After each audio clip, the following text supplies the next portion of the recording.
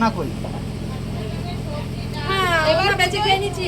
কি করেছো? এবার পূজায় তাহলে তোমরা একটা গিফট দিও। বেঁচে খেয়ে নিচ্ছি। পুজোতে গেলে গিফট দিয়ে দিও যারা প্রশ্ন করলে অন্য কই যাদের এত মানে কষ্ট হয় আমি একটা আমাদের কথা এই বলি, কথাটা তার ভেবে, মধ্যে দেও। তারা আমাদের জায়গাটা এসে দাও তোমরা ওনার। এটাই হলো কথা যে উন্নার কথা যে বলো তোমরা আমাদের ইন্ডিয়ায় এসো, ইন্ডিয়ায় এসে আমাদের এখানে এসে ঘুরে যাও, তারপরে গিয়ে কমেন্ট করো যে উন্না কোথায়। আগেও বলেছে ওনার ব্যাপার। উন্নার ব্যাপারটা যারা বলে তারা আগাগোড়ায় বলে যায়, যারা আমাদের ইন্ডিয়াতে আগে পরে এসেছে তারা এই উন্না ফুন্না নিয়ে কমেন্ট করে না, কিন্তু কিছু কিছু করে উন্না এখানে উন্না নিয়ে ধরো পুড়ে মরলে কি ঠাকা হয়েছে এখন থেকে? হ্যাঁ ওইখান থেকে ফুদে লেভাবে বুঝলে তো।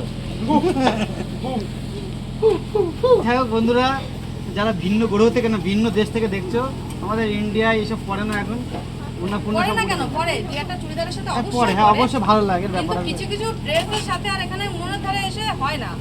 300-400 পিস করে ঝুড়ি ফেলতে গেলে, শেখতে গেলে না, তখন আর উন্না কেন? হ্যাঁ কারণ